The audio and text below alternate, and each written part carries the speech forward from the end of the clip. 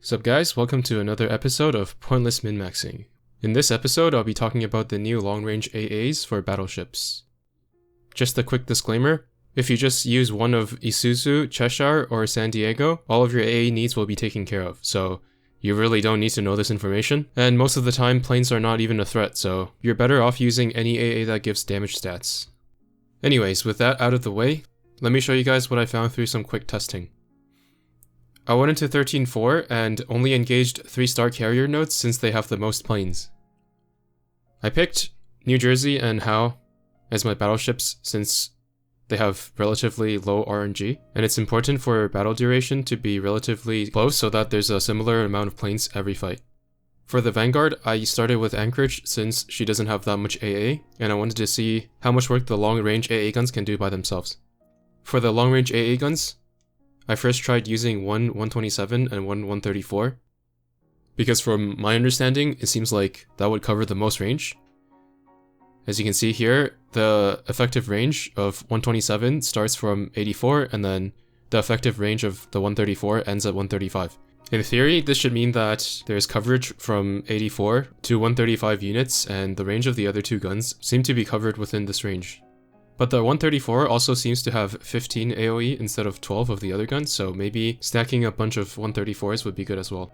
By the way, I'm only using the funny gun on Howe in order to not finish the node too fast, so I can let a bit more planes get through.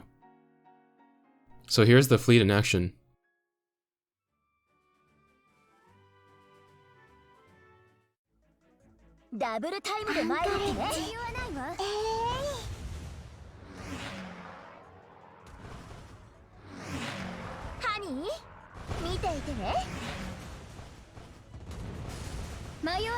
It's kind of hard to see in battle what the guns are doing visually, but we'll be able to tell in the end by the remaining HP of the main fleet. I also noted down how long each battle was because most of the enemy planes come at the end of the fight, so every second matters.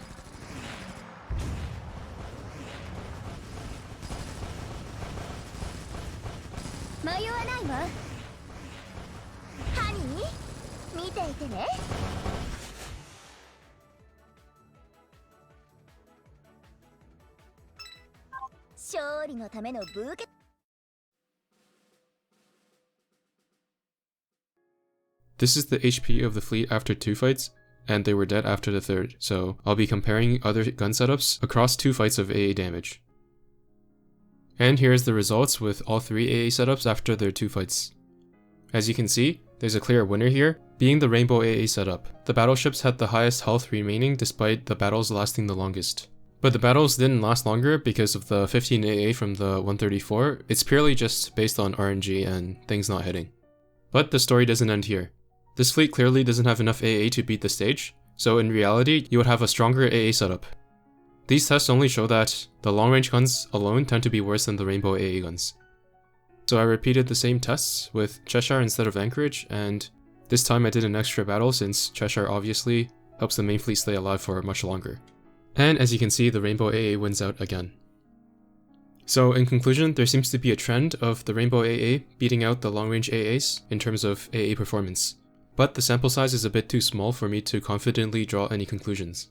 I just can't bring myself to care enough about AA to test this more. I'm also still not sure how the range and reload works for the long-range AAs, whether they're independent or averaged across all of the long-range AA in the fleet. In the end, I'll probably just stick to using either Stag or 134s on my battleships for the damage stats. Anyway, that's it for this video. I hope you guys enjoyed, and I'll see you in the next one.